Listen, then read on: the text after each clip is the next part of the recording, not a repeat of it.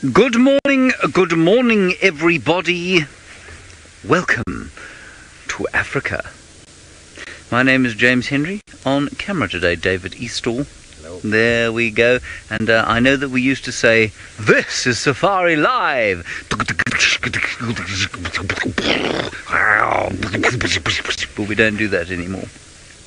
So we're just going to carry on the drive from here. It's very nice to have you with us here, and 17 degrees Celsius, 63 degrees Fahrenheit in the lowveld of South Africa. That means the low-lying areas of the greater Kruger National Park, 8.5 million acres of wilderness. Well, we're not going to be exploring all of that. We're going to be exploring about 3,000 acres of that this morning. Out on vehicle as well, Tristan is knocking about somewhere. My plan is to go towards Hosana, the male leopard, and hopefully we will get a picture of him, and hopefully we'll get a picture of him with Ronald the Rover. Tristan, if you didn't catch yesterday's sunset safari, Tristan did some remarkable stuff with Ronald and Hosana. He really did perform beautifully, and we got some very unintrusive shots of Hosana's life at the level of a tortoise or mongoose, I suppose you would say. So that's the plan today. Please do continue to talk to us using the hashtag Safari Live on the tweet. Otherwise you can use the chat stream on YouTube. That's situated just to the right hand side of the picture that you're looking at now. You'll see a sort of ticket of comments. Those are people interacting. The Safari Live family, extended family I suppose you would say. Alrighty, we're going to head off to the east and then a little bit to the south, see if we can pick up on the leopard. While we do that, Tristan has managed to get himself out towards quarantine clearings, so please go and say good morning to him. Well, good morning everybody, and James, I've managed to get past clearings already, and I am now on my way northwards from Gallagher's shortcuts, and hopefully we will have a successful morning. As James alluded to, my name is Tristan, and on camera today I have got VM the wildebeest, who is enjoying a cup of coffee, because VM tells me that this morning he has woken up and hit his alarm like a train, and that his eyes are like snakeskin with a little sort of covering over them that he can't really see properly, so he needs a strong black coffee to sort him out. So there we go, that's why VM, exactly, there we go. My Loffy, have you got a bit of Milo in there today? Second one, VM, naughty. So VM's gone to the Milo and the coffee. That's a little sort of special out here. But our plans for the morning, we're not quite sure. VM and I obviously would like to see a spotted cat, but James is on to Hosana. So I think we're going to go check the northern boundary, see if there's any sign of Nkahuma action, and then from there maybe down Cheetah Cut Line in the hope that little Tumba has maybe come over onto Djuma. So that's the kind of plan for the morning.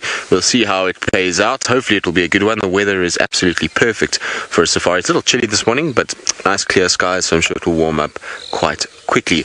Now remember, you can chat to us, so if you saw anything on Damcam or anything like that, you can let us know on hashtag Safari Live on Twitter or on the YouTube chat should you want to. Now, the reason why I came this way is because theoretically the Nkahuma Pride was seen in Buffelshoek yesterday, and it was pretty much directly north of sort of the lodge, or the camp should I say, in Buffelshoek. And so I was wondering if maybe, just maybe, our Nkahuma Pride decided to move southwards down towards the boundary and see if maybe, just maybe, we find them somewhere in this area. So that's the kind of hope, but let's see how we go. And while we kind of go and look for them on this northern boundary, let's go back across to James and see how far he's managed to get on his way to little Mr. Hosana.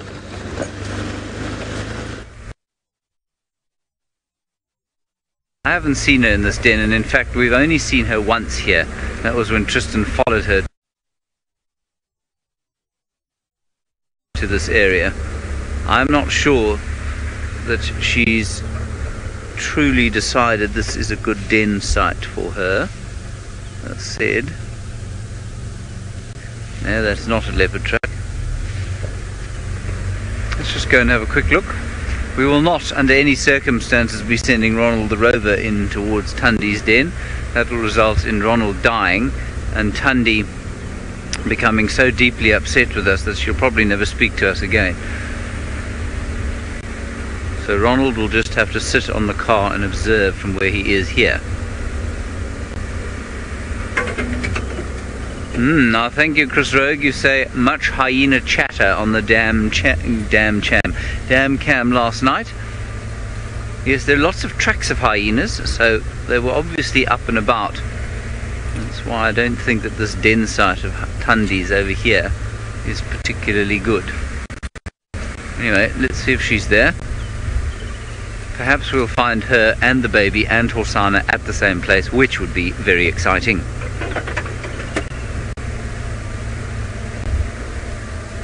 Well, it would be quite exciting. As Tristan was saying, we don't know how Hosana would react to a little cub. I think he'd be quite friendly myself. Now, David, in theory, is just... You see the bottom of that log there. I don't see a leopard there, though. We'll just do a little loop around. I don't think she's here. I don't think she's bringing the cub here either. I am of the opinion that this was a very temporary little den site. Anyway, we'll just do a quick loopy. Watch your head, David. It's very early in the morning, I know. David got up and expected to go for a walk this morning, everybody. Rex, unfortunately, has had to go to a funeral, so he's not here. And when I told David that he was going to have to disrobe from his walking gear, he looked rather crestfallen.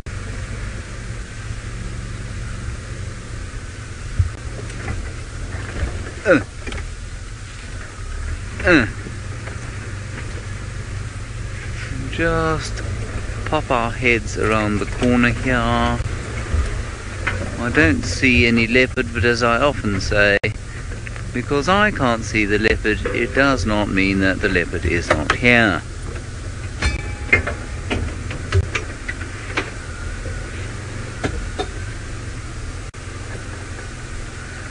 I always feel a little bit bad getting into a position like this, because Jigger, with her mix of strychnos underneath, is making a tremendous racket. I'm constantly reminded of the remonstrations of my brother and sister-in-law whenever any form of noise is made around their sleeping children.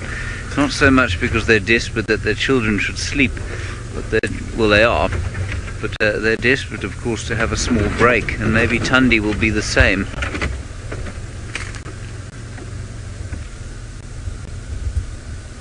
I do not see this cat here. David, do you see a cat here? No, I think let's move on from here and have a look-see at Hosana's spot. And we'll pop back here a little bit later.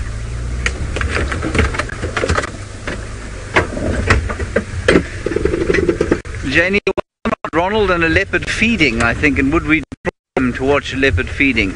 Well, you see, we're still very much in the experimental phases with Ronald, because we don't really know. So Tristan made the first forays into sort of cat viewing yesterday. Hosana was the perfect choice. We know he's very relaxed. We know that he is not threatened really. You know, he's big enough to look after himself. He's not trying to sort of take a territory or anything like that. And he's well fed. And so kind of putting the rover onto him yesterday, we knew even if he reacted slightly adversely by moving away or becoming a bit nervous, we knew he'd come back again if we, removed Ronald.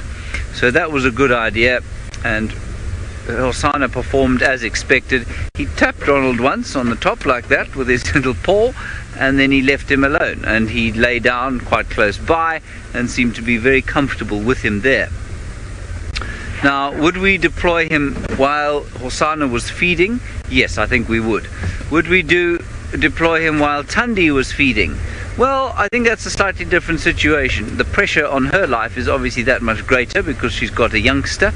She is a cantankerous old bat sometimes, and so we'd probably think twice about it if she was at a kill site. We would definitely, if we saw her coming down the road with the cub, we might just put the rover there and back off and leave him, not move him. and see how she reacted to that, because she'd have the choice then to just go past him or go somewhere else. So we may well do that sort of thing. But I certainly wouldn't, if she was feeding on the ground here with a diker or something like that, would I put Ronald towards her? I would think twice about it. I'd think twice about doing it to her, because I know her, and I know she's a bit cantankerous and can be put out of sorts quite quickly. If it was another male, if it was Tingana, would I do it? Yes, I might. Now Tristan is all the way up to the north of where we are now, hoping for tracks of the nincompoomas. Let's go and find out if they've come south. No tracks so far just yet. We haven't really gotten very far in Buffalo's boundary. In fact, we only just got onto it now in the last sort of 2 minutes, so we haven't really explored too many options, but hopefully there will be some sort of sign of them. I'm hoping that they do come onto the boundary, and even if they're lying somewhere on the fire break here, would be absolutely perfect. We are in for a serious treat though, in the form of the sunrises. The best place to be for sunrises, as the Buffalo's boundary always provides great views of that big orange orb coming up over the sort of eastern boundary. So I'm just trying to find a good place to stop, and then we'll try and watch it coming up. It's just off to my right slightly, so maybe here there'll be a nice tree there. I think that'll be quite nice. So let's go back slightly. There we go. So it should come up theoretically somewhere over here. And now there is a really big, what looks like a marula tree that is silhouetted against the sky. So there we go. Isn't that pretty? Now hopefully it should start appearing any minutes now. It's starting to get very, very bright on that horizon, which is normally a good sign that it is about to come up over the horizon and you know, past the trees. And it will be nice when you got that big orange ball sort of with that big tree on the left hand side. What would be even better is if there was a leopard lying in that tree, because that would just make it a 1 million out of 5 view and a way to start the day, that's for sure. Either way, still very, very, very pretty. Like I said, I thought it would have been actually up by now. We know how fast the sun rises in South Africa, or in anywhere, sorry, really. I mean, the sun here particularly, though, comes up very quickly and sets very quickly. We don't get these lengthy sunrises and sunsets, but it's amazing actually that today it's taking longer than I thought. I would have thought it would have been up already, given how bright it is on that horizon. It looked as though it was imminent in terms of its rising up. Now, can we see anything there, Vildi? Is that it there on the right hand side, slowly coming through? Right, I believe James has been successful in finding some spots, so let's jump across to him quickly. Look at this little baby. They are going straight towards the kill with Hosana. So we're into something very interesting. We're going to keep our distance. I suspect quite strongly that she knows that kill is there. I don't think she's just walking with that cub. I'm pretty sure that she knows where she's going.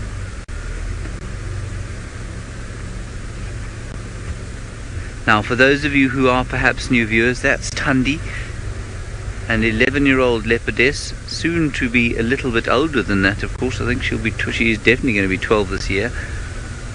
And that's her little baby, who's just 8 weeks old. In fact, just shy of 8 weeks old. Very naughty little creature. Very seldom does what she tells her to. Isn't that lovely? Look at her. Refuses to follow. It always amazes me how these little cats look so completely unwieldy when they are little like this, and yet that little thing will be able to climb a tree even now. But when they run, they kind of, their back legs don't follow their front legs properly. Like I say, we are going to keep our distance. David, you were here with Tristan yesterday. Yeah. How far down the road was the kill? 100 meters or so. I think she's taking this cub straight there.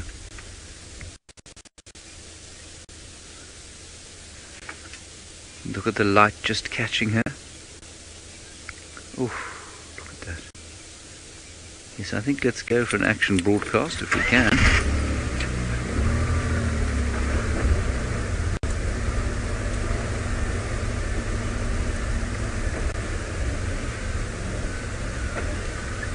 Good morning, everybody who's just joined us on social media. You find us at a magnificent juncture here in the Greater Kruger National Park of South Africa. We've got a leopardess and a tiny little cub walking through the bush over here. I'm just going to get into a position where you can see her, and I think she's heading towards a kill where there's another leopard. She may be heading somewhere else, I'm not sure. Just wonderful. Look at that. There they are. Now this is completely live from, as I say, the Greater Kruger National Park. You can talk to us in the comment section of this little broadcast. Ask us your questions, send us your comments. Be lovely to hear from you. That's Thandi. She's 11. Ooh, and there's some Nyala shouting at her. They've seen her. And that cub is just 6 weeks or 8 weeks old. Now, David, is the kill sort of down that way, quite a bit further. There was a kill, as I say, here yesterday from her that her brother made, her 2-year-old brother. And we thought maybe she was heading there. Would have been a very interesting situation, but she's now cut off the road. She might still be heading down there and just going a sort of shortcut. There's the kudu shouting at her, going, "Pow! Pow!" You've seen where she's gone, Dave? I can't see her. We need to be very careful through here. There's another Nyala through that way. We need to be very careful because, of course, the very thick bush, we don't want to startle a little baby. No, I can't see her.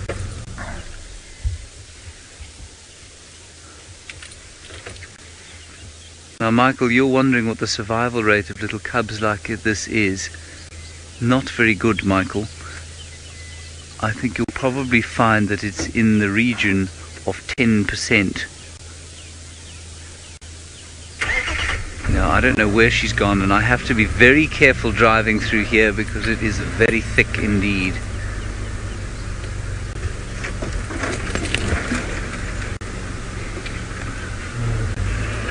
I think we might have to skip around the road.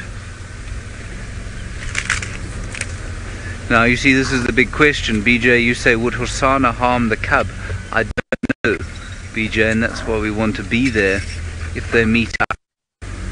I'm just going to have a quick look through here, and if I don't see her again, I think she's still in here. And I think what we're going to do is probably just go straight around to the kill and see if she doesn't pitch up there. I may... Ooh, sorry about that, David, are you right? Some nasty thorns. Nearly lost David. He's a tough fellow though, don't worry. Let's just get out of here. The kudu is still shouting his head off.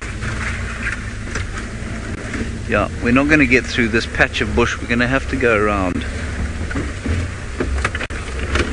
I'm going to drive quite quickly, so hold on everybody. You're drinking a cup of early morning coffee or late evening tipple, whatever it is. Just be careful of it. It's going to get a bit bumpy.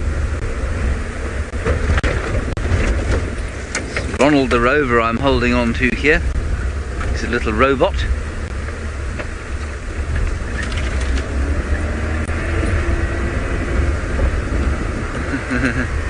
Sarah, you say you love watching their little trips out and about. Sarah, I also love watching their little trips out and about. I just love seeing cubs. I think everyone in the world does. David, how much further down? 50 meters or so, that's about 150 feet. Here we've got tracks. Ooh, it looks like tracks of a male leopard leaving this area. Oh no, and the baby. And cub tracks. This might be a lion. You know what? This looks like it might be a lioness and a youngster. It's 2 youngsters and a lioness have come walking up this road during the night. That is quite something.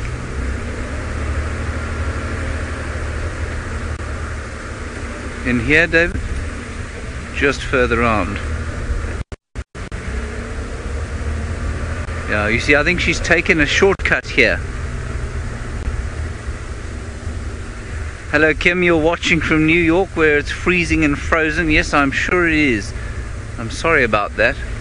That is one of the troubles with living in the southern hemisphere, I'm afraid. At least northern hemisphere, especially that far north. Ah, here we go. Here we have the tracks into the bush. And the kill was around here somewhere. Let's go through this way, shall we? It's quite possible that Hosana, the leopard, was chased off his kill by the lioness and her cubs that came up here yesterday. And therefore Thandi feels like she can come to this area to have an eat, because the kill was hoisted into this tree. Oh, there's the leopard in the tree. Sky, very good question. You say, how do we know that there isn't another kill? We don't. There could easily be another kill. There, everybody, is Hosana, the male leopard, sitting in his tree with his delicious breakfast. Good morning, Hosana. It's wonderful to see you. There he is. Now, just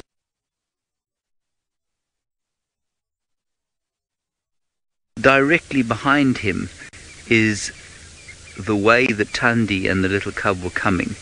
So they could be coming this way. It's possible that there is another kill. That's absolutely possible. She certainly seems to be leading the cub somewhere. It could be to another den site, though. We checked the den site that we thought she was keeping earlier this morning. It's definitely not still active. And so that cub for the last 24 hours or so has been stashed in a different place where we haven't identified. So this is a young male leopard, like I said, 2 years old. Well, he'll be 2 in a month's time. And he is Thandi's brother.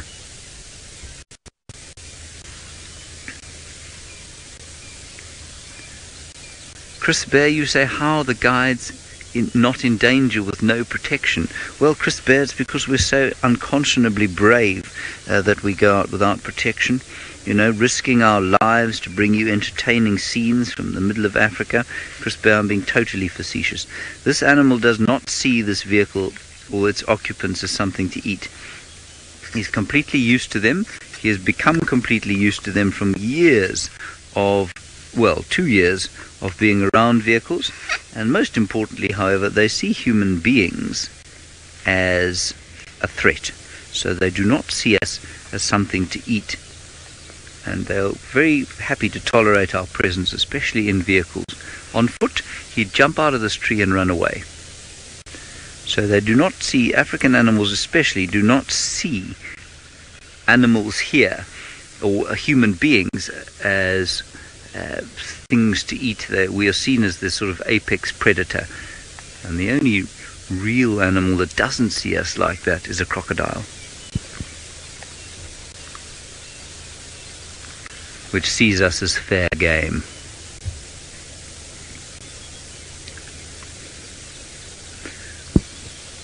Hello Dawn, you want to know about how we know where the animals are, and do we have trackers out there following them the whole time?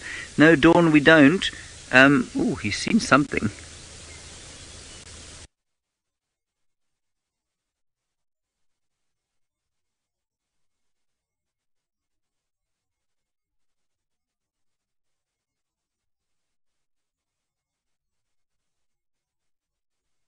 Something going on behind him here.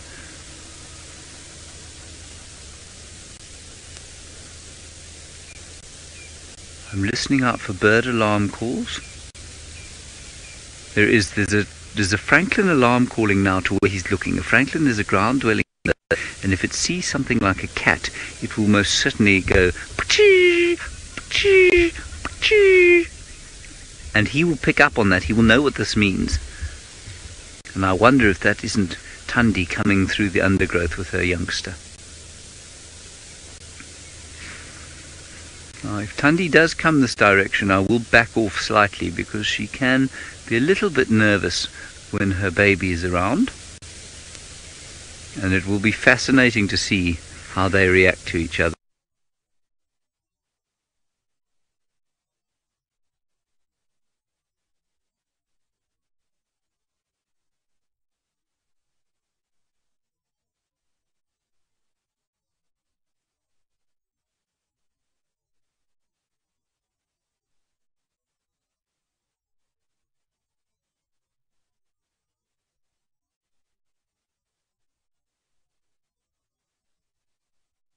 Is in the tech department onto that problem and sorting it out for you. Now, I would have said Thandi should have been here by now if she was going to arrive. So I don't think she is, and I think the suggestion that she could have a kill somewhere else is a very good one. Either that, or she was pressured to move away from the den site that she'd chosen by that lioness. We were very lucky to see that cub. We just came round the corner and David said, "Ooh, leopard cub." Marvellous stuff. Alright, I think we're going to shut off the action broadcast now, our unscheduled broadcast. Please keep watching out your social media feed. If Thandi and the cub do arrive here, we will most certainly go live with them again. So thank you very much for watching.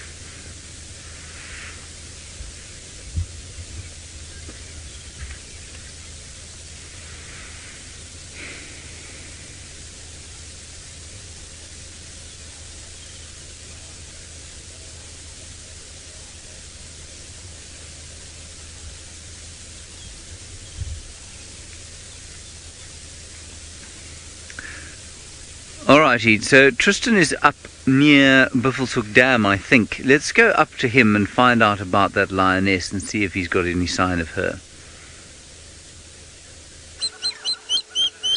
Well, James, we have no sign of the lioness. We have a beautiful golden sun and a whole bunch of Amur falcons that are flying about all over the place. Just now there was a dead tree that was absolutely covered in them. You can see they're all kind of departing now and flying away. And these little are quite amazing. They're only about the size of, I would say, a large dove. They'd be a bit larger than a dove.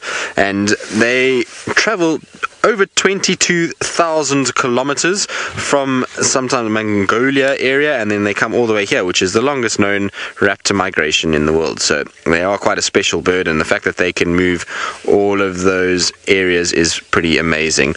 Now, in terms of the lioness and those tracks that James saw,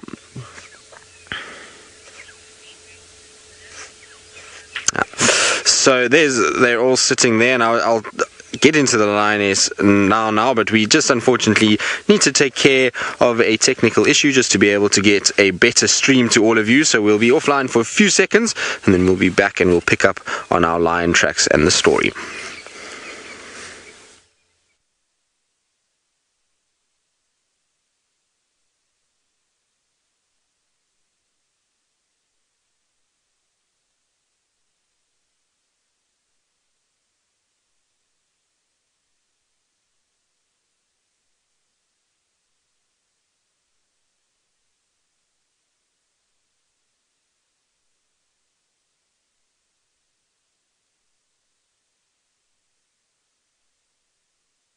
Welcome back, everyone. Sorry about that. It was just to improve our stream quality to all of you, and so that's why we had a temporary hiatus. But as you can see, we're still sitting at Buffelshoek Dam. It's so pretty here, it's hard to leave. It's actually a really nice spot just to sit and to listen and to try and hear anything. Now, I know those tracks that James had, which is the Styx lioness tracks, for those of you that missed it.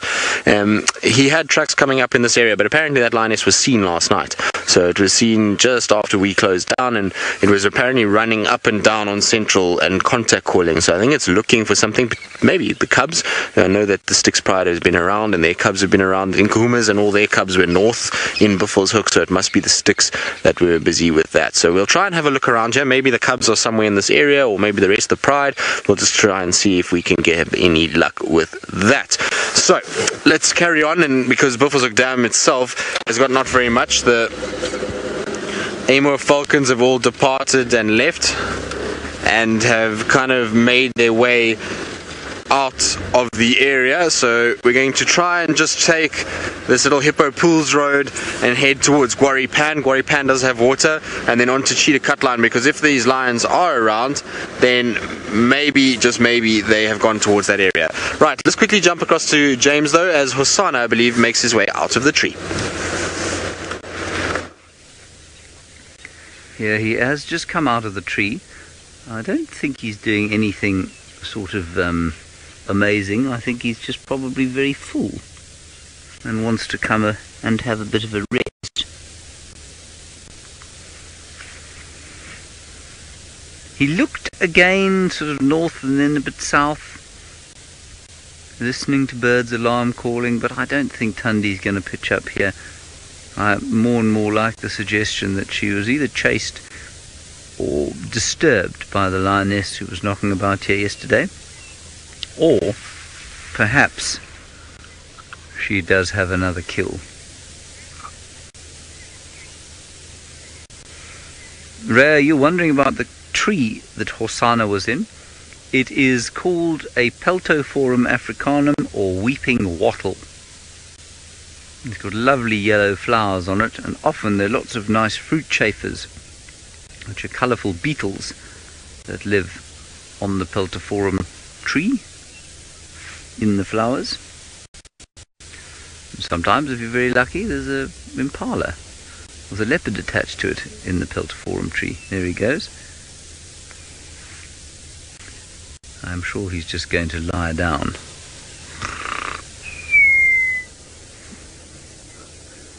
And have a lengthy sleep as the sun begins to warm the day.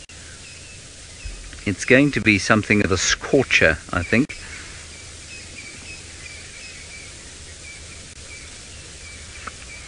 It's interesting, Ilana, aged just 14, you're wondering if the fur colour fades with age, and so he's sort of inherited that paleness, especially around the face. But I don't think he'll get much paler than he is now, because of course then he'll become rather white, which will make him a bit, well, obvious.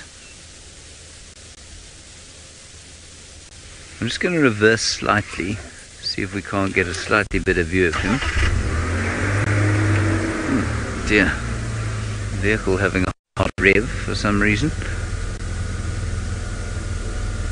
Is that a bit better, David?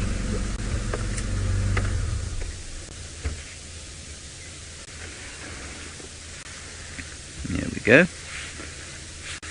It's been a little while since I've spent any time with Hosana. It is very pleasant to be with him again.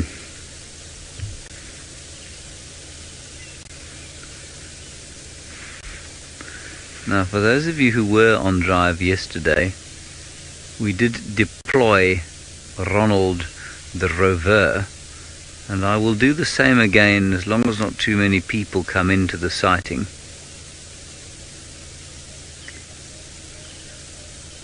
I know Taxon's coming here.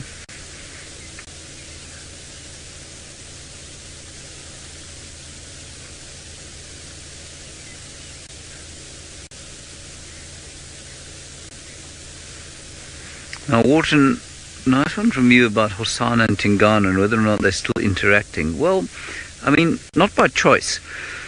Well, certainly not from Tingana's point of view. Tingana is, as most male leopards are, wants to be on his own. He doesn't like to see his son too much. He hisses at him and growls and bares his teeth. And so Tingana will definitely not seek out this fellow. But this fellow seems unusually for leopards to like company, and I don't know if he's still seeking out his father. I know he did once or twice, sort of purposefully move towards him and then try and lie next to him, and I don't know if he's still doing that or if the sort of hormones of puberty have kicked in to the extent that he's now starting to feel a little bit more independent.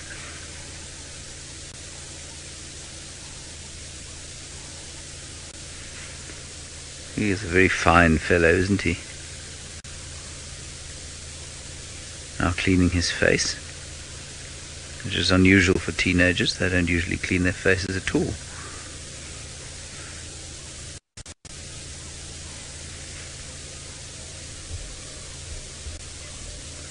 It is remarkable how much like house cats they are, isn't it? I know many of you have house cats, and I'm sure that you see the kind of behaviour you're watching now almost on a daily basis. I do hope that your house cats don't kill the wildlife of your area, though. It is amazing how I've read an article once on the level of destruction wrought on bird populations in Britain by domestic cats.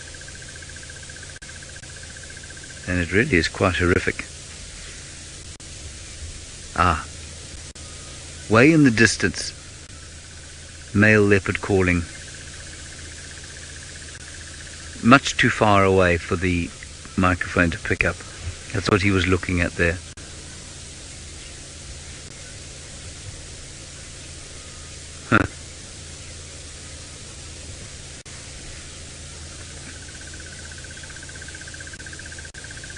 So I think that was probably Tingana.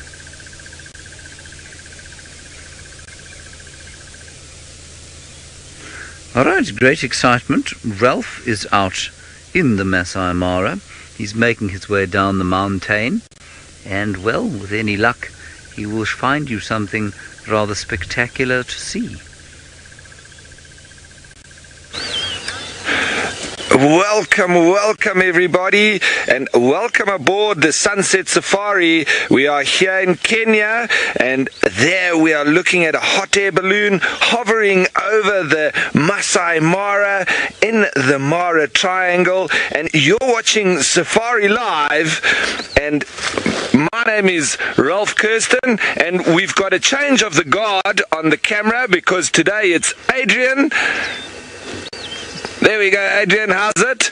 So welcome aboard everybody, and please join us on the hashtag Safari Live on Twitter and the YouTube live chat. Please send us all your questions and your comments. We'd love for you to be involved and make it the largest game drive in the world. Now, as you can see, with this hot air balloon that is floating over the plains there, the weather is rather it's not very clear this morning. We've got a lot of clouds around. It's quite hazy, and so it's actually remained quite warm though, because it seems the clouds have blanketed the entire skyline, so it's kept the warmth in from yesterday. I'm not too sure how much those people are actually seeing from that hot air balloon, but I'm sure as the sun comes up and it starts to clear, it is going to be absolutely beautiful. Now, I'm thinking my plan for this morning is to start to make my way towards the hyena den and see how things have been going there from yesterday morning, when they were full bellies and obviously having caught a few warthogs, because there were at least 2 skulls around that were being chewed upon by the youngsters, and the leftovers were there for everybody to see. But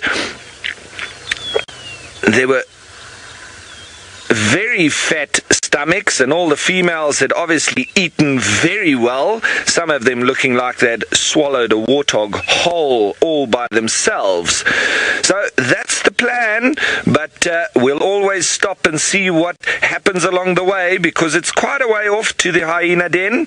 But for now, we're going to send you on over to Brent. Yes, welcome back, Brent, and let's see what his plan is for the day. Good morning and welcome to a primordial misty Masai Mara this morning. My name is Brent Smith, and I have my good friend and regular cameraman, the Batman, with me, and we're very excited to be back in the Mara to see what's happening. Now, one major thing that has happened is we have a new road. I'm quite excited about this, because we used to bump our bottoms up the way to the top of the hill. Lovely new road, so that's quite nice.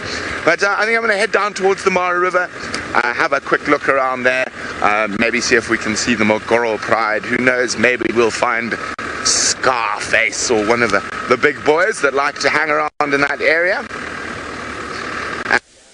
Well, if you want to say hello or ask a question, just use the Safari Live on whatever medium you are watching. I would love to hear from you. It's great to be back. Fantastic holiday on the beach and in the bush. So it's good to be back in the Mara. And it was very nice to see different parts of Kenya as well. And the very different bush that they have there. So we were in some dry country, the complete opposite to the Mara in Tsavo. And we got to see some really strange animals. Now, I want you to guess, what do you think the strangest looking animal that Jamie and I saw while we were on leave, #Safari Live, what do you think is the strangest animal we saw in Tsavo? AB says, did you miss us? Of course I missed you. I'm very excited to be back. It is wonderful to be out in the open plains of the Masai Mara again. Now, as they're talking about strange animals, we saw quite a few, but I would say let's just stick for the one for now. What do you think is the strangest animal we saw in Sabi? Now, last night I did hear the lions roaring directly below camp, but as we know, with the Angama Pride, they can move quite a bit. Maybe they'll be lounging on the road for me to make it easy on my first day back. But as I was saying, this mist this morning is absolutely fascinating. So Taylor was telling me last night, it's been like this for 3 or 4 days.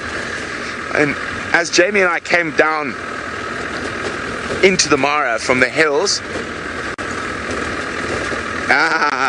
Tristan has guessed correctly, but Tristan knows, so Tristan is cheating. So as I was saying, so as we came down the Mara, we thought it was a massive rainstorm. And then I was like, well, it doesn't look like rainstorm. As we got closer and closer, wall of mist. So really interesting. And I mean, I've been in the Mara since May, and I've never seen the Mara like this. So actually, I think I'm going to go chat to some of the Angama guides, find out if this happens quite regularly, or if this is quite unusual weather. Indiana Jane says, what's the most strange animal we saw? My brother. Now, he is quite strange, but no, it wasn't. So, for those who don't know, my brother came up and visited us on the holiday. So did Jamie's mom and her brother as well. No, it wasn't Dylan, or Duran as we call him.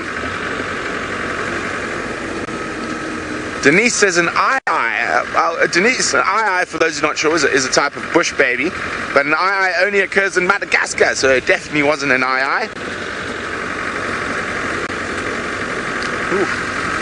Now, it's definitely going to be harder to spot the lions at the moment. The grass is much longer, but also with this mist, you're not going to be able to see them at the same sort of distance that you normally can. No, that is a termite mound. But it looks like everyone's been hard at work fixing the roads before the big rains come.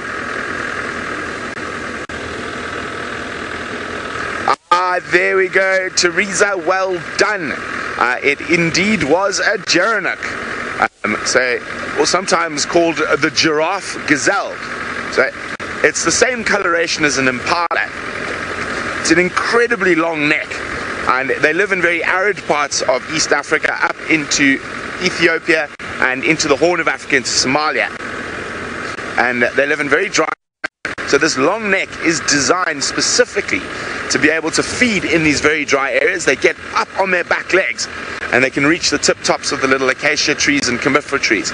Now, they're quite interesting because they live in quite a very arid area.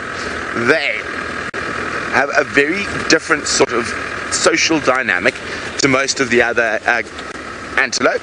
So, and I'm going to tell you really straight in a couple of seconds. But so the females have tiny home ranges.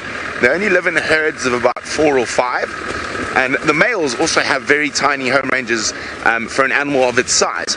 And the thought on this is to minimize their movement so they don't lose as much energy, because the food that they're eating isn't very nutrient rich, which I think is absolutely fascinating. Now, the closest antelope relative to a gerenuk lives further south than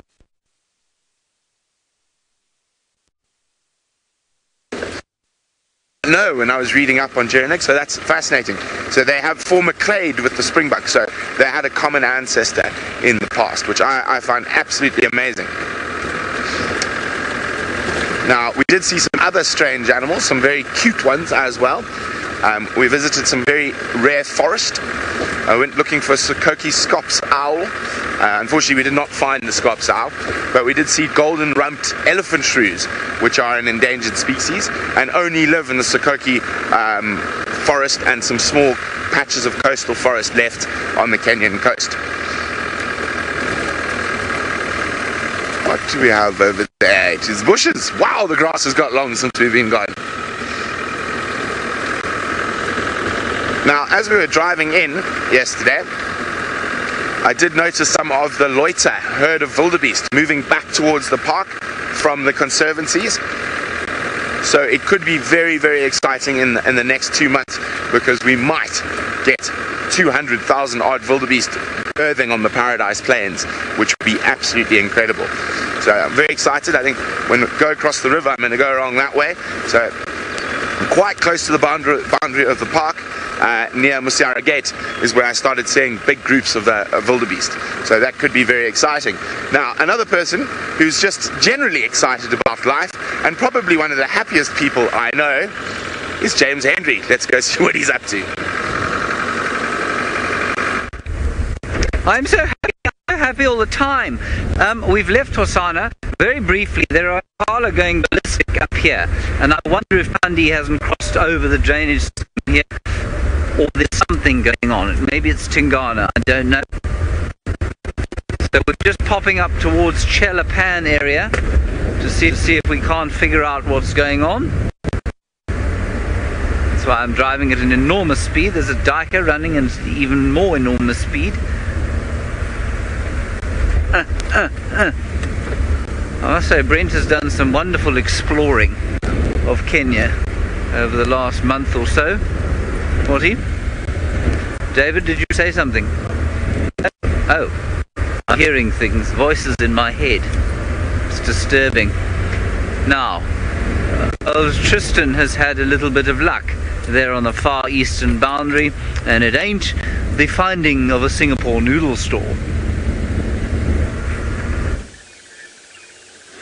Well, James, we have had some luck. As you can see, we have the whole Styx Pride, there we go, not the Styx Pride, that are sitting on the road, which has made it very easy for us. It was not very difficult to find them at all. As soon as there was a few tracks, and then, well, there's a whole bunch of lions sitting in the road. It makes life very easy indeed. And it looks like the little cubs are here, as well as the big cubs, and all three females. So the entire pride is together, which is wonderful to see. I don't think we've seen the little cubs with the rest of the pride for quite some time. So that female that was running around yesterday, where James was, has obviously managed to find the cubs she was looking for. Now, in terms of how many cubs are here, not 100% sure yet. We've only just kind of found them. We literally just drove down the road and there they were. So still need to kind of work out exactly who is who and how many we've got. But it looks like the entire pride is here. So we're going to just get ourselves a little bit closer. Now, I believe a lot of you are very excited and very happy that we found these sticks and are saying yay, and I'm very excited about all of this, which it is exciting. It's always nice to have the lions around, and particularly, the Styx Pride. We haven't had them that much over the last little bits, and so it's always nice. I'm going to stop a little further away. I don't want them to get up off the road, so we're just going to stop in this direction. And I wanted to come forward a little bit just to see if there wasn't a sneaky Birmingham lying with them, because often there's a Birmingham accompanying these prides, but it seems as though not today. It seems as though just the three females and then all of the cubbies are here. I can see, in terms of the small ones, I can see pretty much looks like all four of them. So there's one that's sort of off to the left, and then there's one that's suckling, one on the sort of left of the one suckling, and then one right in front. So all four little ones are safe and well, and the fact that they reunited with their mother is great news. So for all of you that were worried about the little cubs when they were left by themselves for those 2-3 days, you can see that they're just fine. So they've managed to kind of find mom. They can suckle now, and everything is all good. But how beautiful is that? Is that not one of the best ways to start a cat a day? As you drive down the road and there's just all these tawny lumps in the road, and they all kind of taking it very easy, and at least their heads are up and they're kind of looking around. There's a bit of grooming going on, and so hopefully we'll see them actually maybe doing a bit of walking too. But such a nice way to start the day. Well, I think so anyway. It's certainly a very easy way to start. James and I have been spoilt this morning in that we've both bumped into big cats without too much effort, which is a wonderful way, like I say, to start a day. Now, I would imagine with these sticks, they haven't moved that far. From where James picked up those tracks to here is really not very far as the crow flies at all. So I don't think they've done too much during the night. You can see that they've actually been lying to my right for quite a long time. And so I would imagine that they might still be fairly hungry. None of them look like they've got full bellies, and so maybe we'll see them getting up and walking. Now, Donna, you're wondering why lions like to lie in the road so much. Well, probably for one, it's probably quite cool in comparison to everywhere else. It's also dry, so it's not going to have the moisture that is on the grass in terms of overnight. Grass often will get moisture on it and becomes very, very wet and is a little uncomfortable to lie in. They'll get damp and their fur gets wet. Also, lying in grass often has things like ticks and parasites and burrs and seeds stuck to everything, and so it's better to be able to lie on the sand where you're not going to get all of that stuff, and that's why they like it. It's also because they use these pathways or these roads as pathways to negotiate. It's much easier for them other than having to try and sort of trip over branches and go through long grass. Much easier just to sit on the road or walk on the road, and then when you want to sleep, just lie down in that area. So that's why they love it. But look at that, how cool is that? Isn't that pretty? So, Laura, you're wondering if lying in sandy areas like this and dust bathing would help with the mange? Interesting concept. I'm not 100% sure. I actually have no idea if it does. I don't know if anybody's ever studied using dust to kind of keep mange away. I would imagine that probably not, given that mange does affect animals even in other parts of the world. In the desert areas, there's lions that do sometimes get mange, or any animal really, and so there is very little of vegetation. It's mostly dust. So I'm not 100% sure if that would work, but it's an interesting concept. Maybe it is part of it. Maybe it helps with the itching, and lying on sort of coarse sand helps with itching and all of that kind of thing as well. So interesting to think about, and I'm not 100% sure, to be honest. But you can see the little cubs, they are a little thin. I mean, they will be, given that they were left on their own for a while, but they've had a good feed. Most of them have nice big full tummies, which means that they'll bounce back quite quickly and will soon look nice and full and fluffy again. The thing is the cubs of that age often do start looking a little bit kind of ropey. It's that awkward phase where they go from being these cute little fluffy balls of fur until they get a little bit bigger and the legs get a bit long for them, and they kind of just look a bit strange, and their heads also appear a little large for their bodies, and then they kind of grow into it, and then they start looking like the ones closest to us, which is a little bit more like an adult lion. But either way, very cute little things.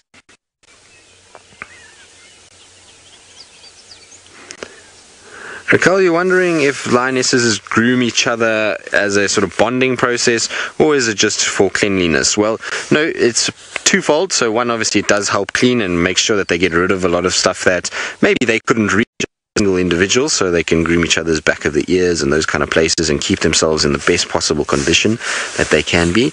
But a lot of it is bonding. So when they sit and groom each other as lionesses, that is to bond and to try and make sure that they are... Oh, here comes a big yawn. Good morning. And so it is to try and kind of keep that strong, infinite family tie to one another, and it's particularly because when they've got very full bellies, these sub-adults. The sub-adults look very good. They've got massive bellies. Look at that, much fuller than the last time we saw them. So they obviously managed to find some sort of food item, which is fantastic news. So nice to see that there is a little round belly there. And like I say, it's the females, they hunt or they go to cubs and they separate. They need to be very strongly bonded in order to be able to keep themselves kind of tightly find one another later. Right, well, we'll stick with the Pride for a while. I'm pretty sure we'll spend most of our morning with them and see what these little cubs get up to. But while we do that, let's go across to James, who I believe has got something loud chattering away in the tree. I do. It is a squirrel chatting away loudly, but looking in the wrong direction, I think, and not being particularly angry. I think maybe they're having a domestic dispute rather than spotting leopard cubs. I haven't even found the impala that was shouting, so I think my ears deceived me as far as the direction goes. I'm going to keep going and just see if we can't pick something up, and then we will go back to Hosana. But basically, I thought that they were around the Chelapan area where I last saw you. Maybe a little bit further south. David reckons slightly further south, so that's quite possible. So we are going a little bit further south now. But of course, you know, once they cross the road, and if she has killed something and put it into a tree, well, then it could be anywhere. It's highly unlikely to be on the side of a road. But we'll keep trying. At least we did get a brief view of the little leopard yesterday. Not yesterday, this morning. Didn't get a view yesterday at all. Just goes to show how much blind luck there is out here. Again, you know, I tend to make fun of the odd, what we call danger ranger, I suppose, which is a guide who likes to tell stories about the danger of the area and how he's risking his life by taking people out into the wilderness every day. And one of the things they will do, of course, is bump into a leopard and then bask in the adulation given to them by their guests for finding the leopard, when there is so much blind luck involved. Unless you have the sort of skills of Herbert or Rexon, it really is largely blind luck. Yes, we can guess pretty much where they are, or use our intuition or our experience to try and figure it out, but there's so much luck involved. 2 minutes later this morning and we wouldn't have seen that cub. Same with Kamba yesterday. You know, it's tempting to say I found 4 leopards in the last 2 drives. How clever I am. All luck, all blind luck. Alright, we're going to continue to try and ride our blind luck on this road. While we do that, let's go back to the Masai Mara, where Brent Leo Smith will fill you in on episode 2 of his holiday.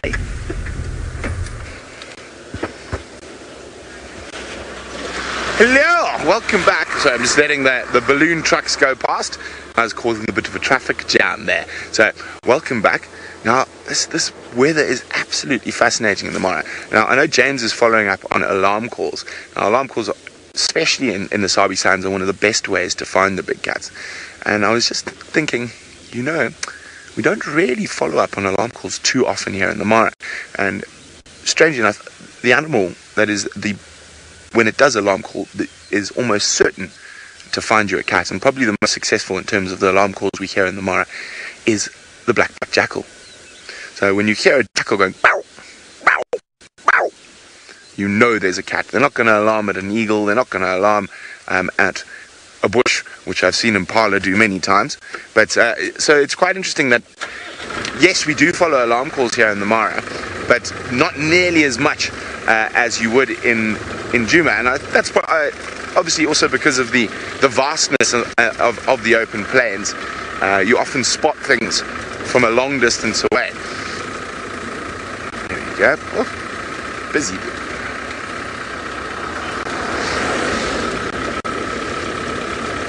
Safari would like to know, did we see any maneless male lions while on holiday? Unfortunately not. We didn't see any lions in Savo. I saw leopard, more dick than I ever imagined possible to see. And what else did we see? Common waterbuck, so not Tafasa. So white circles, same as at Djuma, we saw common waterbuck. We had some incredible elephant sightings in the Galana River. So the Galana is a big, shallow river. So lots of incredible elephant sightings, some great birds. But yeah, unfortunately no lions. Right in the top western section of Savo East National Park, friends of ours there, their family has bought up all the little bits of land on the edge of the park, and they've got a little spot there. That's where we stay, and then you can game drive on their property, and then you can also go into the park. So also got to do some walking, which was always fun. Missed walking since I've been in Kenya, so it was quite nice to go track a leopard till we found it. Leopard wasn't too happy. Now, of course, the maneless male lions of Tsavo have lots of stories about them, but we will delve deeper into the maneless males of Tsavo a little bit later, because I'm sure you'd love to get back to some actual lions on Catch Day with my good friend Tristan. Let's hope he doesn't fall out of the car next to the lions.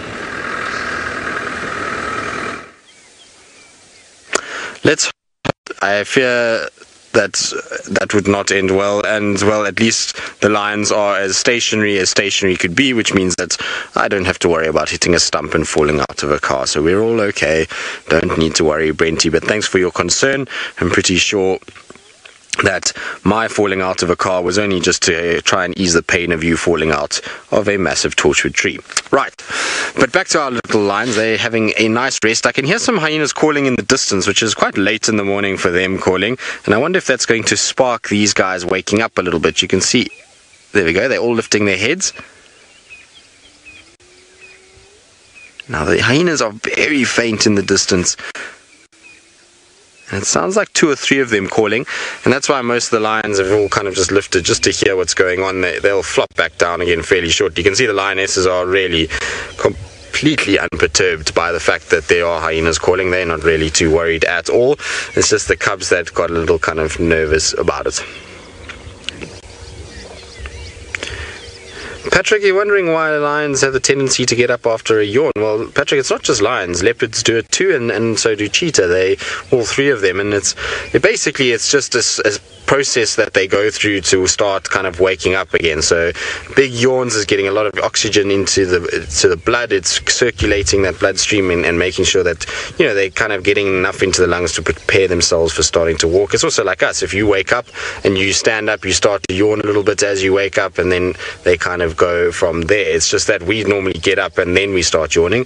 With cats, they only yawn. That signifies that they are starting to get mobile and starting to move. So it is a common trait throughout the cats. Even the dogs, actually, if you look at the wild dogs, they will do the same thing. They start yawning and then it's up and moving around. So it's a trait from all of them. But look at how sweet that little face is that's sleeping there. Isn't that cute? Oh, shame. Did Mom wake you up? But it's been a long day. I've got a full tummy. Sure how I'm going to deal with all of this. This is very cute.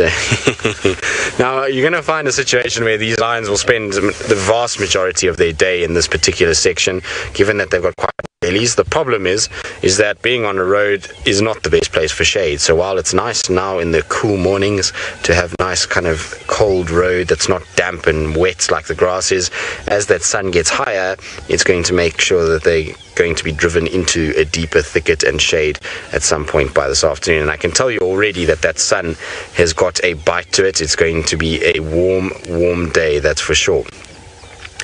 Now you can see that most of the lions are full except the adults. The adults don't look as though they've got too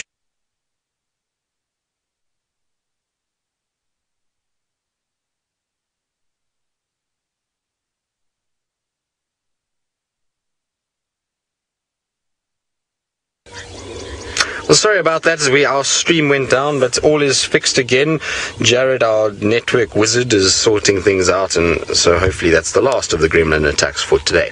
Now, First Lady, I don't know if you heard your question being answered, but we'll repeat it anyway, just in case. You're wondering if lions smell. So lions, no, they don't smell, unless they've been feeding off very, very sort of stinky carcasses. So if they've been delving deep into rotten buffalo or hippos or things like that, then yes, they can smell quite pungent, and they can be really not very pleasant to be around. But normally they're very clean animals, and they like to look after themselves, so they like to groom themselves and make sure that their coats are in good condition, like this female is doing right now. You see she's grooming around where that wound is, just to keep it nice and clean and make sure that she's in as good condition as possible. And that means then that they actually don't smell much at all. Oh, hello little one, are you coming to say hello as well? That's very cute. I don't know if you can hear it, but there's a few little growls going on.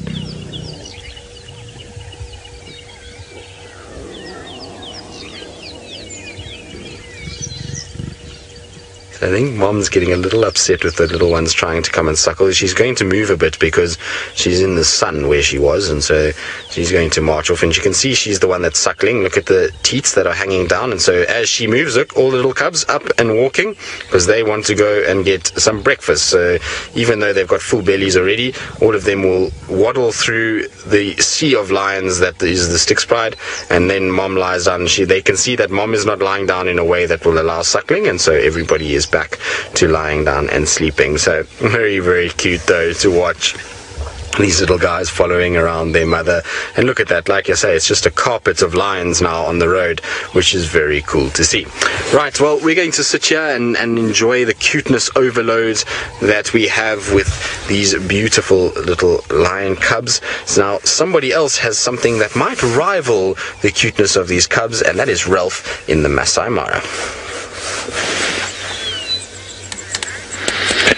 Yes, thanks, Tristan. Well, cuteness overload is happening here in the Masai Mara as well, as far as I'm concerned, because I really love hyenas, and even better with hyena cubs. And here at the den, there seems to be a little bit of activity, mostly around the youngsters. The adults seem to be lying up and enjoying their morning snooze. I think they're all still quite fat from yesterday's gorging on the warthogs that they killed during the night. But everybody seems quite happy. But you can see there all the adults quite flat, and the youngsters still doing what they do best in running around and causing mayhem. But still very cute indeed. Little youngsters. I love watching baby hyena. Fascinating. Tom, thanks for your comment saying that baby hyena are very cute. I agree with you, Tom, 100%. They are very cute and they are very interesting as well. It's crazy for me how these little youngsters are very quickly brought into the political system that is the hierarchy of hyena.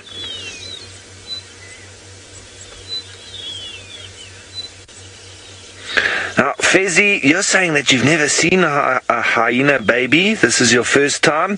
Well, Fezzi, if you keep watching Safari Live, I'm going to be showing you a lot more of these little youngsters, because I'm really enjoying coming to the hyena den here. And if yesterday morning is anything to go by, we're going to have lots of fun seeing them in all sorts of different circumstances, whether they've fed or they are feeding or they're bringing food back. It is so interesting that I really want to come and spend a lot more time here. So join us as we do that today and see how these youngsters grow and what happens here around the den.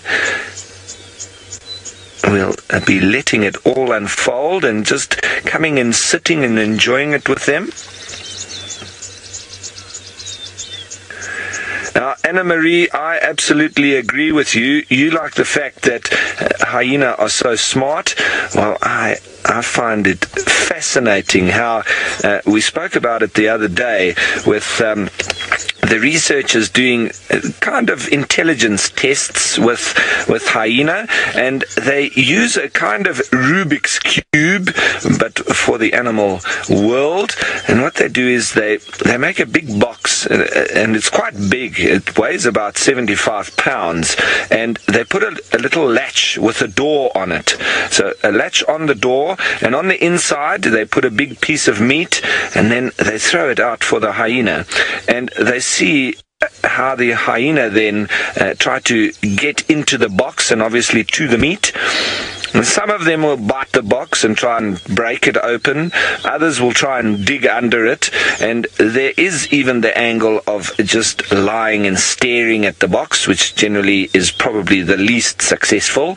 But the the others, which have been shown quite frequently, will then go to the latch, open the door and access the meat. And with this particular group of hyenas, it was found that the quickest was down to one individual that could do it in 5 seconds. So once they worked it out, it was just a matter of repeat and go for the meat.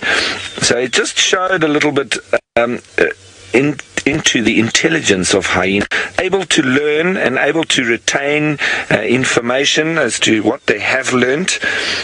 And nice to see there the whole group of these hyena now sitting quietly while the youngsters play around them. And we've got a couple of youngsters that are particular age, quite young, and then there's one or two that are a little bit older and starting to get their adult colours, but they generally start to get that around a year old when they start to look way more like the adults. But those youngsters there are still quite dark. They've just got a little bit of the fawny or tawny colour around the neck, and you can see the spots starting to come through. These two very hard at play. And it was quite funny yesterday as well. We were watching the giraffe necking and then the elephants sitting on top of each other, also youngsters playing, and now we're getting to see some hyena playing.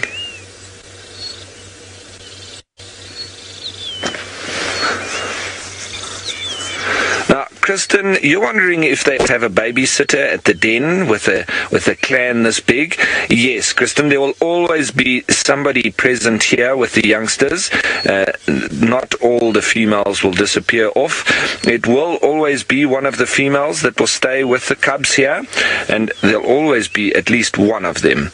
So these cubs will be absolutely well looked after, and mommy of each cub will do the suckling herself, and the milk of hyenas is extremely potent protein, and it's very rich, and so the hyenas' mothers can leave their cubs for extended periods of time, and even a couple of days, without them feeding. Once they have had a very good feed and a drink off mum, they can then leave them for a couple of days, and they'll be able to survive on that feed for a long period of time. And yesterday morning we were watching all these youngsters fighting over the skulls of the warthog that had obviously met their end.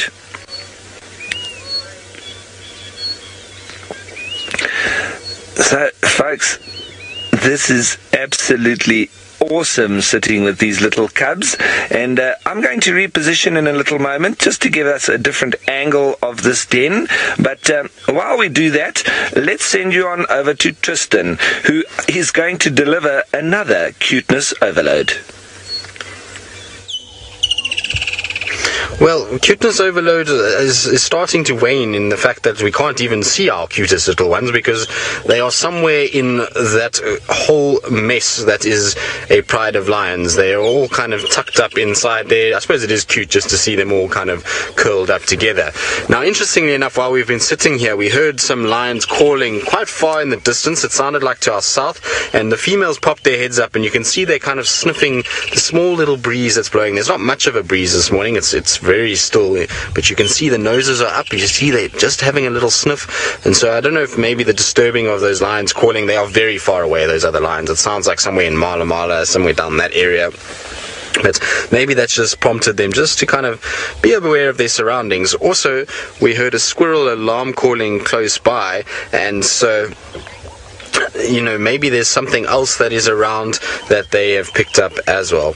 Now, Proud Cat Mama, you're wondering what is the biggest threat to a lioness? Well, I suppose the biggest threat to them would be humans and their sort of antics that we get up to, and the fact that we destroy habitat and we can't coexist with anything really, because, well, we have all kinds of issues with wildlife and things like that. So humans are probably the biggest problem that we have for lions, but in the wild, let's say if we remove the human factor, they've biggest issue would be new male lions to an area. So if they're male lions that have produced the cubs with them, if they happen to unfortunately get ousted, and then hyenas. So there's a number of lionesses that have had issues with hyenas. We know that in the Styx Pride, there was 2 different females that lost their tails to hyenas. So I would say male lions and hyenas, but other than that, very little. They don't really have to worry too much about leopards.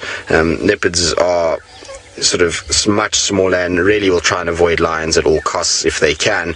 Although there are the odd leopards that are a bit crazy and will go after little lion cubs, and so, I suppose that's a threat to their offspring, but not to an adult lioness. An adult lioness really doesn't have too much to worry about other than a big male lion or a clan of hyenas bless you, girl, should they kind of corner her and be able to get to her by herself. So those are really the only stresses that a lioness has got, unfortunately. Fortunately, I suppose. It makes it much easier to survive if that's all you've got to really deal with out here. Right, well, the pride is sleepy. They are not really up to very much at all, so I think what we'll do is we'll sit a little longer. We'll just see. The sun is going to come up over there and reduce their shade, and maybe that will drive them to walk. So while we sit, let's go back across to Ralph and those cute little hyena cubs. Yes, folks, and we're just having a look here. There was a little bit of commotion, and all the hyenas got up, and there's something off in the grass that they maybe just got a smell of. I'm not quite sure, but wonderful to see them up again. All the adults have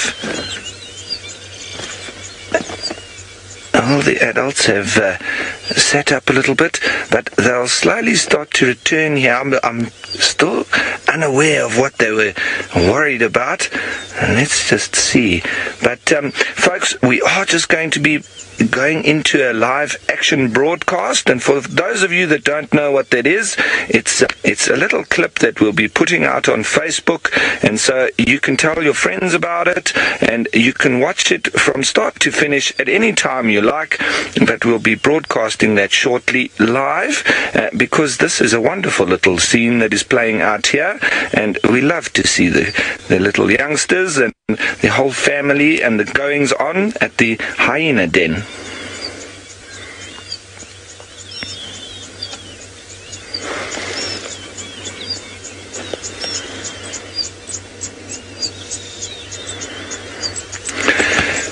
Good day, everybody, and welcome here to the Masai Mara in Kenya, and we're looking at one of the hyena dens that we've managed to find, and there are more than 80 individuals that are part of this northern clan, and we've been sitting here with this group around their den, and there are youngsters, and there are adults, there are sub-adults. It is just amazing to see the dynamics that is going on here. And yesterday they had all been feeding, and there was a lot of blood around and skulls of warthogs and that, but for now the adults all seem very content, and the babies, who I'm sure are going to poke their heads out any minute, have just been full of energy, bouncing around lovely in the morning, as little youngsters like doing.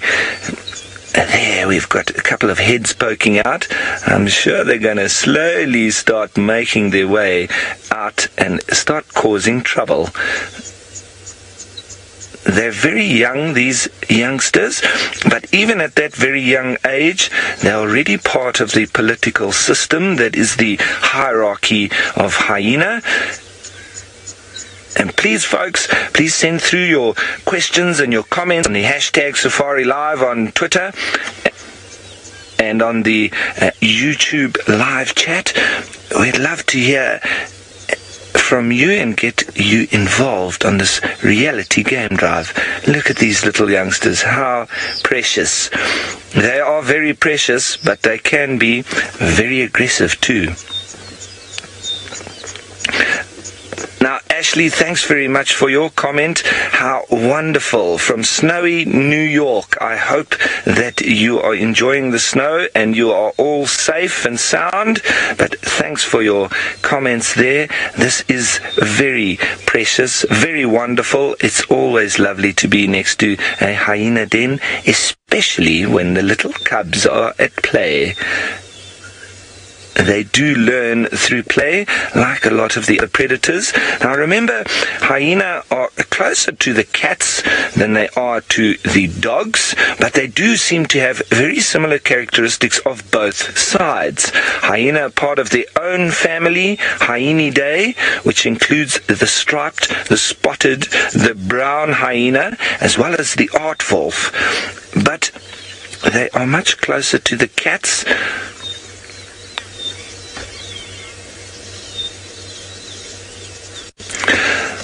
Now, Matt, you're wondering if lions attack and kill hyenas. Yes, they do, Matt, but with this particular clan, it's 80-plus individuals.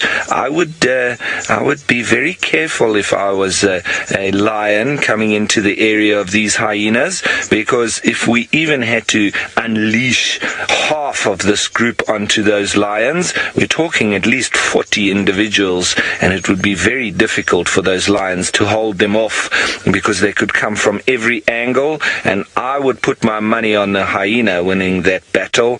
So yes, lions can attack and kill hyenas, but the opposite is also true, where a hyena can attack and kill lions. So it's all about competition for space and resources.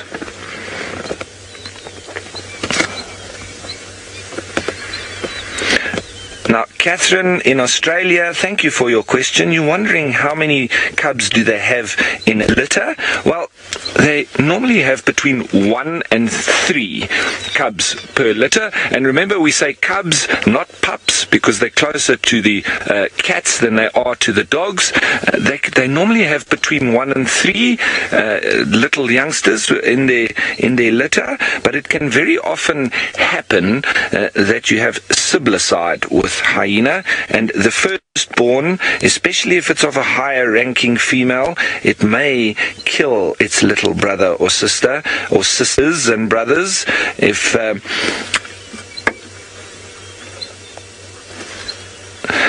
Now, David, you're wondering why their ears are so wide. Well, David, all the more better for them to hear very well.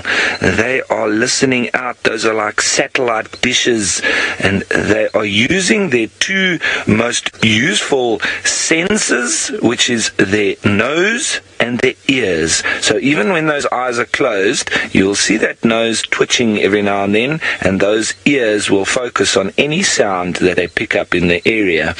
So they're so large, just to enable them to hear more. So, folks, thanks for joining us on this lovely morning with this den site of hyena. It is an absolutely fascinating area to be in. We're going to be doing this lots more in the future. So thanks for joining us. You have been watching Safari Live.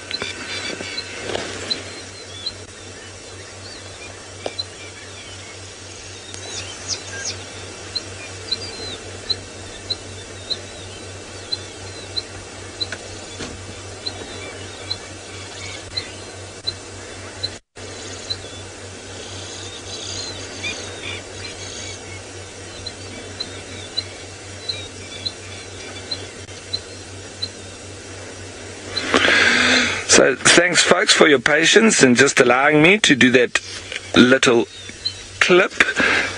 But we are going to just stay here and see what happens a little bit longer. I'm still intrigued to see where these little youngsters are below the ground and what they're going to do when they come out. But while we wait for that or something to happen, let's send you on over to my good friend James, who has got a lovely cat to show you.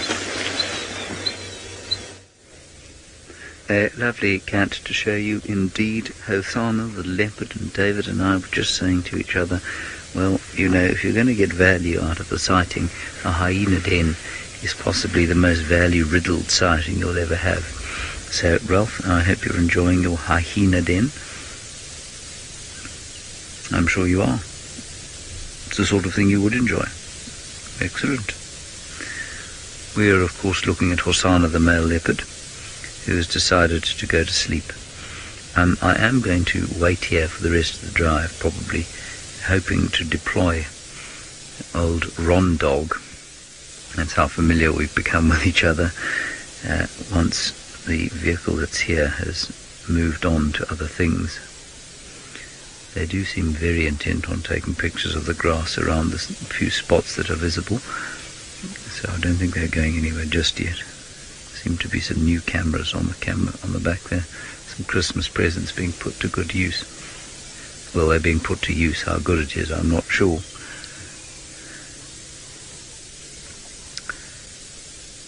Oh, now, First Lady, you are asking a question that will get everybody discussing things, and it's very interesting. You say, who do I think will become dominant when Tingana either shakes off his mortal coil or retires gracefully like Mvula did? Do I think it will be Utahamba, the Rock, or Hosana, the Little Chief? The answer is I don't think either of them will be. I think that new male that's come into this area is slowly going to wheedle his way into the place. The two of them are much too young to be, even if Tingana were to drop dead tomorrow, they're both much too young to hold the territory here. Much more likely, as Tristan alluded to yesterday, would be that Quarantine would come back into this area. Quarantine, of course, Hosana's brother, but he's now 5. Is he 5? He's 4 and a bit. Yeah. And he's just about ready to take a territory of his own. It's possible that Djuma, the big male from up north, could come down here. But I think it's this new interloper who we saw once, just before I went on leave. I think he's the chap that would come in here and dominate, rather than any of these youngsters.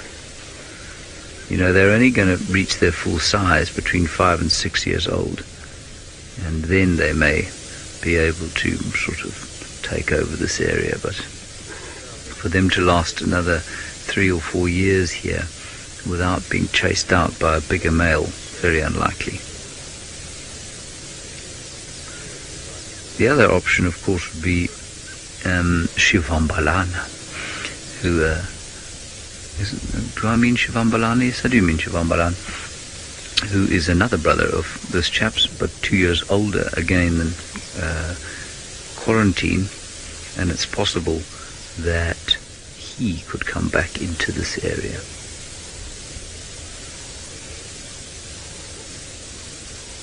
But I don't think that these two are going to become dominant here, and I hope they don't. As Tristan again was saying yesterday, we all feel a bit sad saying that we hope they don't come into the area, or that they leave the area, but really it's much better for the genetics. You want as deep a genetic pool as possible to reduce inbreeding as much as possible. And of course, if he does stay here, he will eventually mate with his sister, cousins, aunts.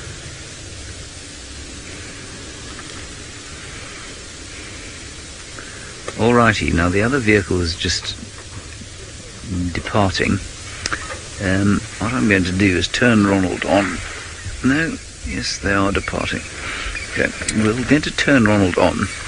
What I'm going to do, though, is I'm going to deploy him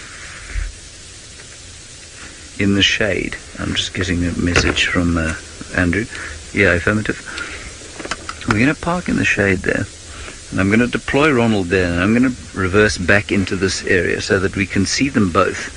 And that way, that if Ronald comes close, which is what happened to Tristan yesterday, the Leopard's not going to be under the car. Mike, what was that comment? I'm sorry, I missed it.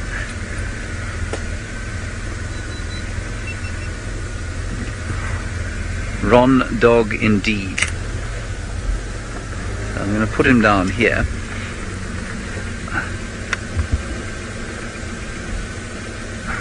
Right. Got a picture from Ron Dog.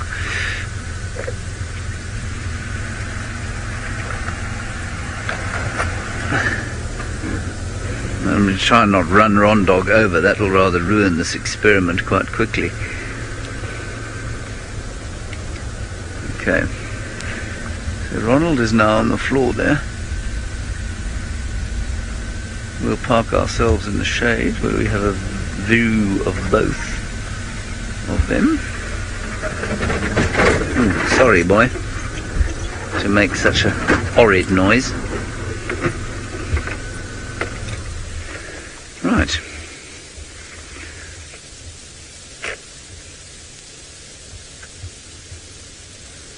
Let's turn off the switch by my knee and turn it back on. Unfortunately, we're not getting any movement from Ronald. That is very irritating.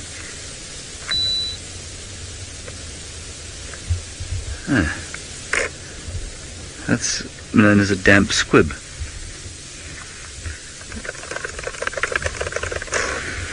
Oh, how irritating.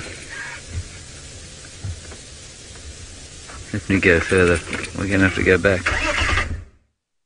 We're having a look at Ronald's feed now. Sorry, Hosana.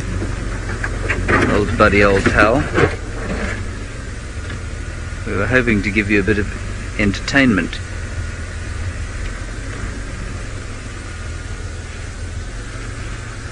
Ronald, what is your problem?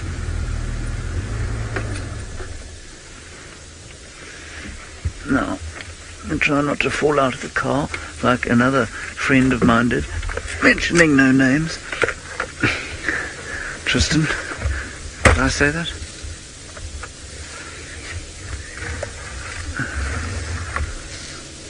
Okay, let's do this. We may have to reset Ronald, I'm afraid.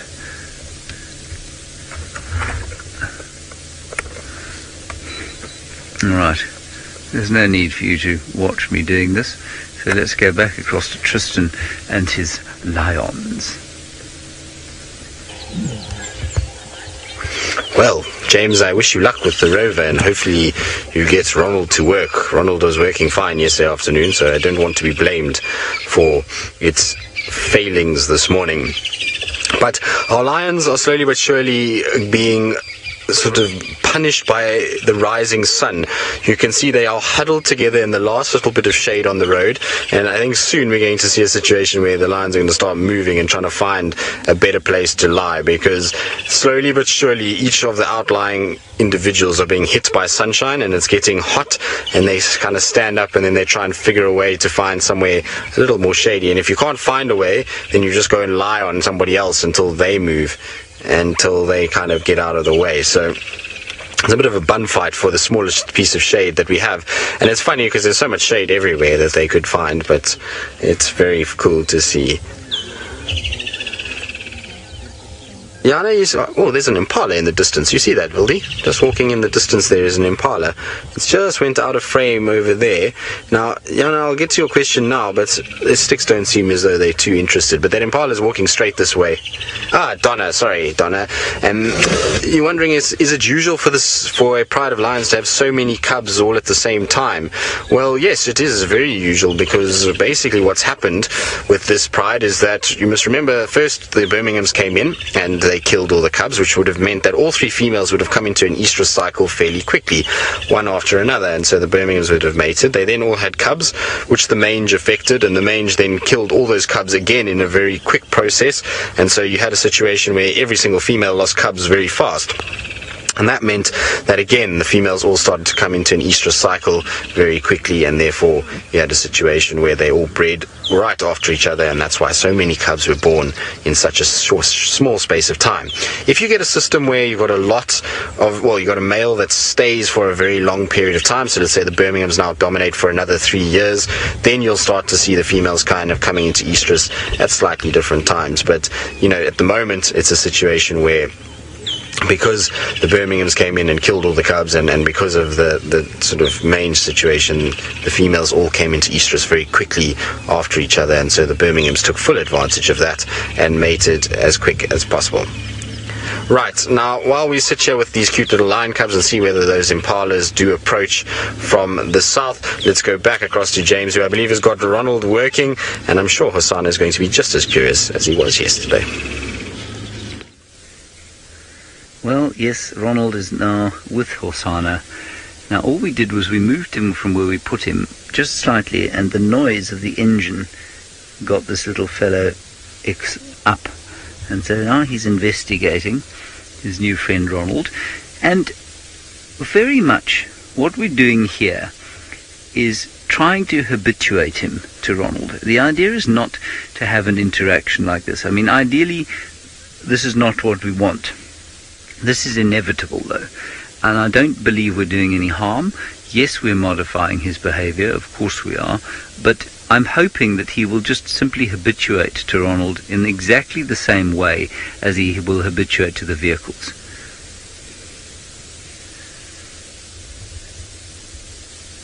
Yeah, he's now walking away. Now let's... I mean, this really is quite an astonishing picture.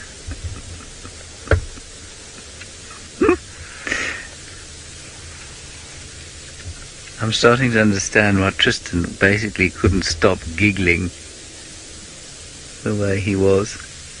Okay, apparently we need to reboot Ronald because he's got words on it, but I'm not sure if we can do that from here. I'll just quickly do this. I'm not sure why that is. He's just rebooting himself. Alright, now, as I say, the point behind this, there we go, we've got rid of the words.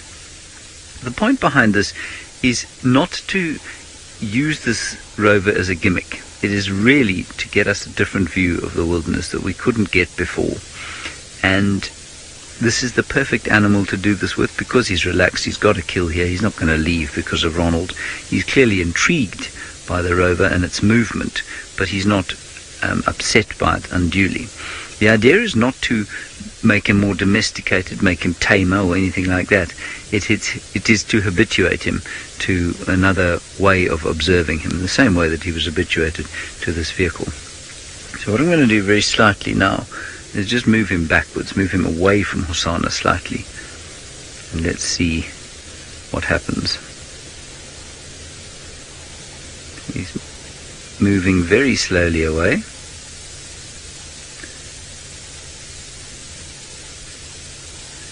And in the same way as habituating an animal who's not familiar with vehicles to vehicles is a painstaking process, I suspect with most animals this would be fairly painstaking as well. It would be interesting, should we disguise him? Should we put trees on him, maybe? Should we put a tortoise shell? Well, James Richard, a very good question from you. You're wondering what would happen if Hosana were to scent mark on him.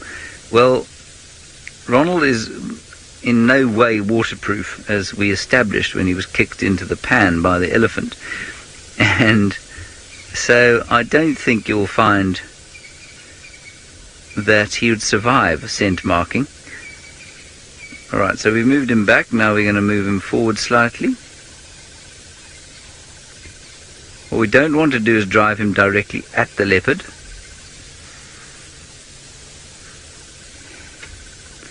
There's just some shade in front here. See, the difference between this, I suppose, and a vehicle, or the big difference, is that this is, I mean, he's the same size as a large tortoise. And so, while the vehicle is probably fairly big and intimidating to the leopard, this thing certainly isn't going to intimidate him. But obviously, he's got a human smell about him, the rover. And perhaps that means that, or he certainly doesn't have a food smell about him. And that's why I think that rather than disguise him, well, I suppose we could disguise him with bushes. But I'm almost thinking that we should leave him as he is, because then he doesn't look like food. And once an animal like this gets used to his smell, then, I guess that he may eventually just carry on and let him move around slowly like this. I mean, how far away are they from each other? About 3 meters now, maybe? 10 feet or so?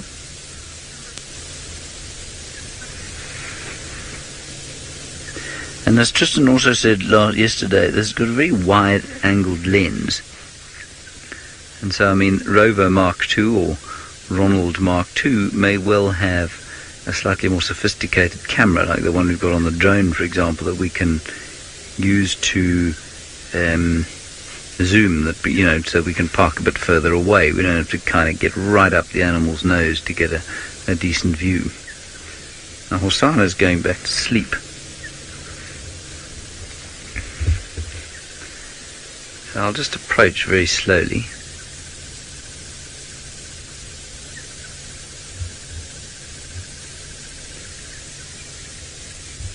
Now if he does get up and move, obviously that's not ideal. But it is, we have to test the boundary. We have to test what we're able to do and what we can't do. Safe in the knowledge that he has a kill here. He's a young male leopard, confident young male leopard, so we're not about to freak him out completely. Like I say, I would never do this with Thandi. This, as Tristan pointed out yesterday, is the perfect animal to be doing this with.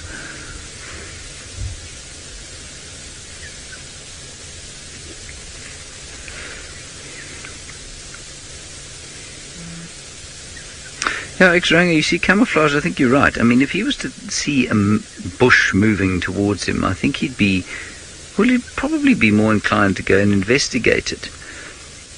Does he, you know, the unfamiliarity of it is not disturbing him to the extent that he wants to move away from it. Quite the contrary, he's moving towards it. Now, that's probably got something to do with curiosity and something to do with the fact that, you know, if you move anything in front of a cat, they'll inevitably get up and investigate it.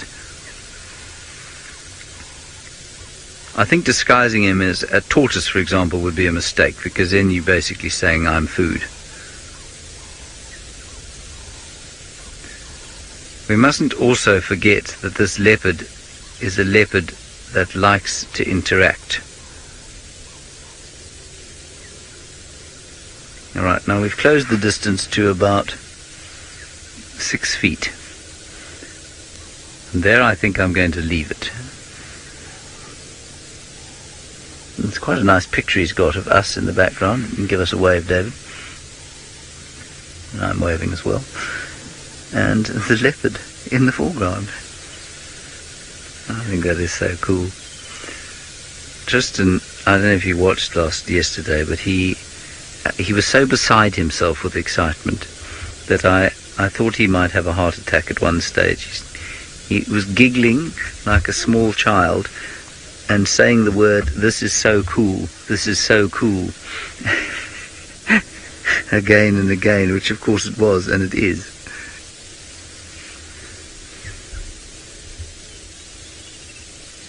So now we'll just let Ronald sit right where he is.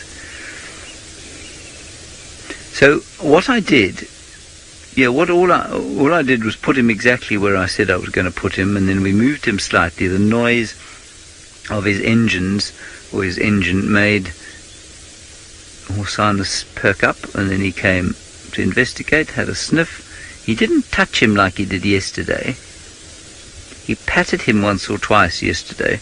I mean, Hosana patted Ronald once or twice yesterday, and then did exactly what he done now. He's laying down next to him.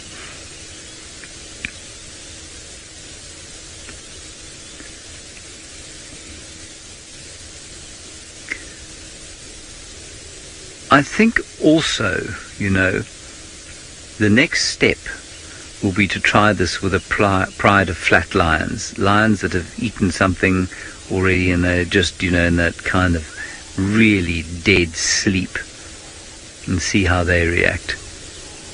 Again, ideally not with little ones. I think Kahumas would be a good group to do it with, because the cubs aren't young.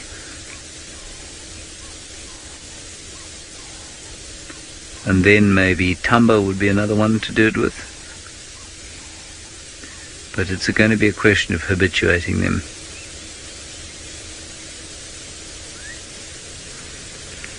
So you can just see him dropping off. Janine, this is exciting, isn't it? I'm at pains to point out that what we're doing here is not just for the sake of it being fun to interact with the animal. That's not the point.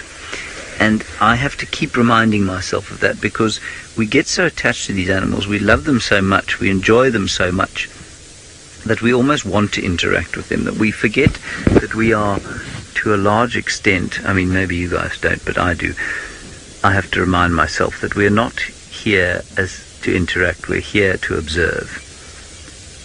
And that this tool, this rover, is an observation tool. It's not a tool for us to interact with the leopard with.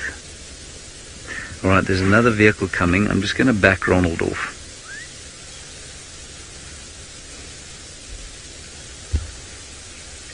Alright, while I do that, let's go back to Brent Leo Smith. He is driving about the place.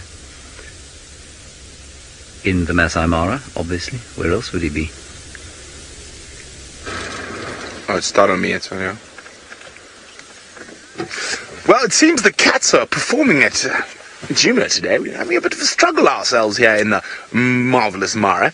But we do have something that cats like to eat, so it's always good to look around there and see if there are any cats about. Hello, impalalas, and a single topi.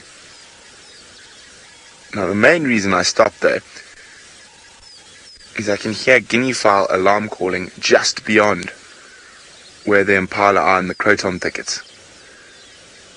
There is a very big male leopard that I have seen in this area.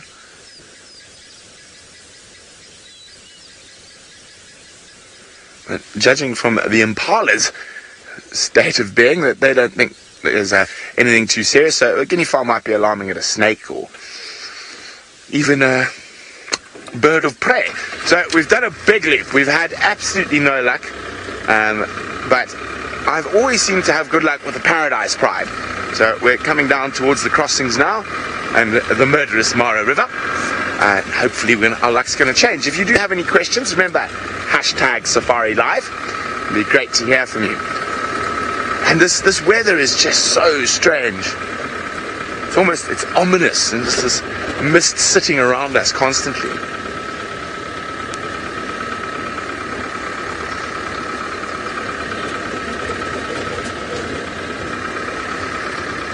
Okay, maybe our good friend Scarface is lounging under a croton thicket somewhere down next to the river.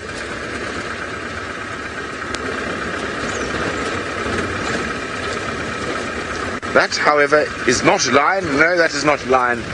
There's an Askari, a ranger.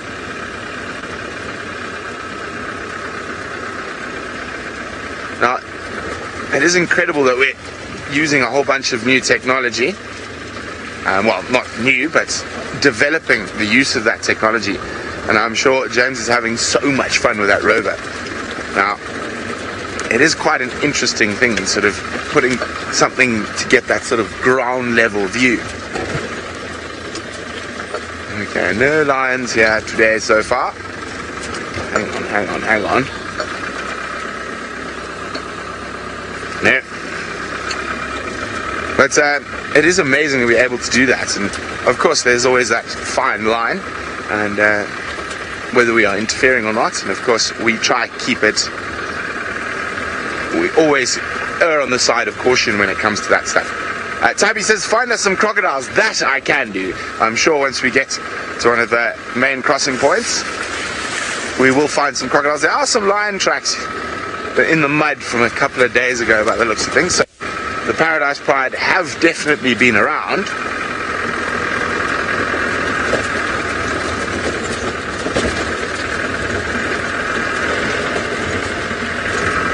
Of course, there's lots of these big croton thickets all around this area that the lions just melt into, and you could not get a car inside, they're so thick.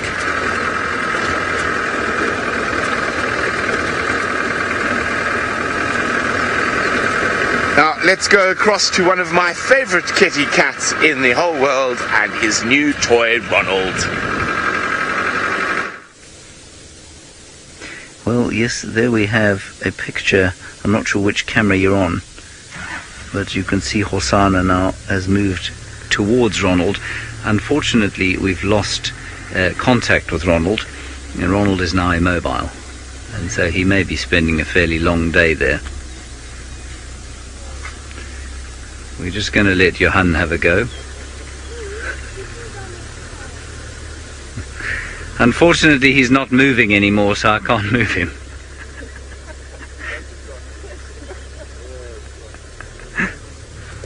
Anyway, this is Johan from Buffelshoek Hook.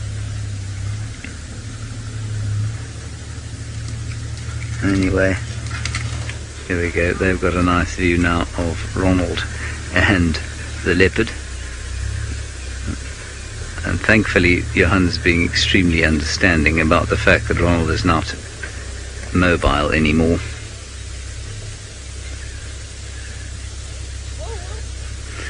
Ooh. So you can see, I mean, this is really what we're looking at here is quite interesting.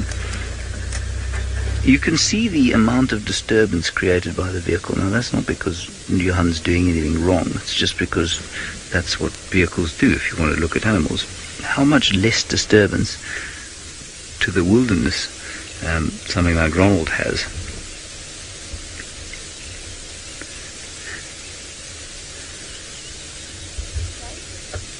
No, he doesn't. He just looks at it. He just comes up and looks, and then he's touched it once, and then he's left it alone. Yeah. Just explaining Ronald. All right, let's go back to Tristan while I try and figure out what on earth to do about this situation.